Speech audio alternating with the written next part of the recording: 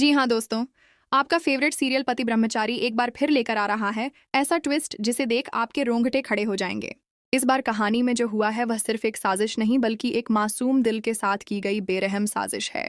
शुरुआत होती है सूरज और बिंदिया की शादी की तैयारियों से। सूरज खुद इस शादी से खुश नहीं है, पर फिर भी वह तैयार हो जाता है। क्यों? क्योंकि वह चाहता है कि ईर्षा उसकी जिंदगी से हमेशा के लिए दूर चली जाए। वो चाहता है कि ईर्षा गुलाब हवेली लौट जाए और फिर कभी वापस ना आए।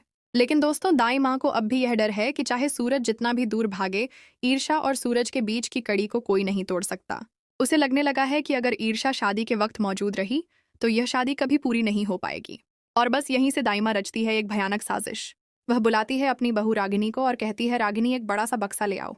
अब मैं ऐसा काम करने जा रही हूँ जिससे कोई भी ईर्ष्या की मौजूदगी को महसूस तक नहीं कर पाएगा। और जैसे ही मौका मिलता है, दाई माँ चुपके से ईर्षा को बेहोश कर देती है और उसे उसी बक्से में बंद कर देती है जो मंडप के पास रखा हुआ होता है, उसी मंडप के पास जहां सूरज और बिया शादी के फेरे लेने वाले हैं। शादी शुरू होती है। पंडित जी मंत्र उच्चार कर रहे हैं। सूरज और बिंदिया अग्नि के सामने बैठे हैं। लेकिन दोस्तों, ऊपर वाला हर साजिश देख रहा होता है। तभी अचानक से मंडप में शॉर्ट सर्किट होता है। हल्की सी अफरा तफरी मचती है और उस समय सूरज की बहन की नजर एक अजीब सी हलचल पर जाती है।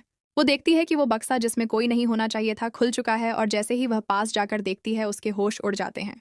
वह जोर से चिल्लाती है, भाभी भाभी, ईर्षा भाभी इसमें कैद है। पूरा घर दौड़कर वहां पहुंचता है। बक्सा खोला जाता है। ईशा को निकाला जाता है जो बेहोश और नाजुक हालत में होती है। सूरज आगे बढ़ता है और ईशा को बाहों में उठाता है। उसके चेहरे पर पानी झलकता है। चंद लम्हों में ईशा आहिस्ता आहिस्ता आंखें खोलती है। सूरज जज्बात से भर जाता है। वो कांपती आवाज़ में पूछता है, ईशा जी आप इस बक्से में कैसे आए? ईशा कांपती हुई आवाज़ में कहती है, दाई माँ ने मुझे इस बक्से में बंद किया था।